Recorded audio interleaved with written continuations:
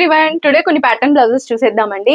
ఈ ప్లెయిన్ అంటే వర్క్ రాకుండా, చెమ్కి వర్క్ రాకుండా ప్లెయిన్ వచ్చిన చోట ఇలా నెక్ పార్ట్ కి, హ్యాండ్స్ పార్ట్ కి అయితే ఇలా ఫ్రిల్ అయితే వేసేసేయమన్నారనమాట. సో ఫ్రంట్ వచ్చేసి ఇలా చిన్ని పాన్ షేప్ వచ్చేటట్టుగా డిజైన్ చేసేసాము.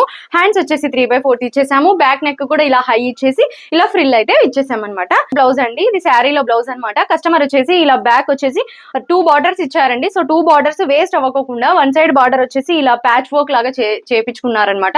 వీళ్ళు ఎక్కువ ప్యాచ్ వర్క్ వద్దన్నారండి. సో అందుకని చెప్పేసి కస్టమర్ చాయిస్ బేస్ చేసుకునే మనము ఈ డిజైన్ అనేది రెడీ చేసాము. సో ఫ్రంట్ కూడా అంతే, ఫ్రంట్ స్టార్ నెక్ ఇచ్చేసాం అనమాట. Prince cutting 3/4 hands. ఇక్కడ కూడా బార్డర్ ఎక్కువ బార్డర్ వద్దు నాకు అని చెప్పారండి. సో వాళ్ళ రిక్వైర్మెంట్ ప్రకారమే మనం బార్డర్ అనేది పెట్టేశాము. సో అనదర్ బ్లౌజ్ అనమాట. వీళ్ళు వచ్చేసి హాఫ్ పట్టులో ఈ కలర్ పర్చేస్ చేశారండి.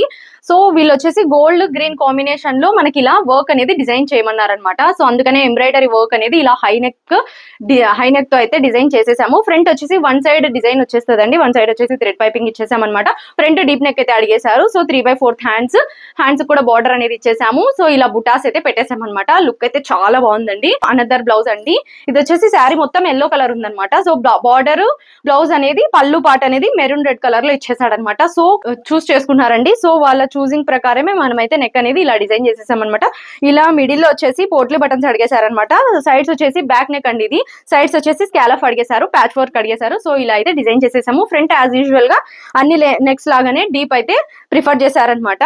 సో హ్యాండ్స్ వచ్చేసి ఇలా 3/4 అండి అన్ని కూడా. మరి ఈ వీడియో మీకు ఎలా అనిపించింది కమెంట్ బాక్స్ లో కమెంట్ చేసేసేయండి. Thank you.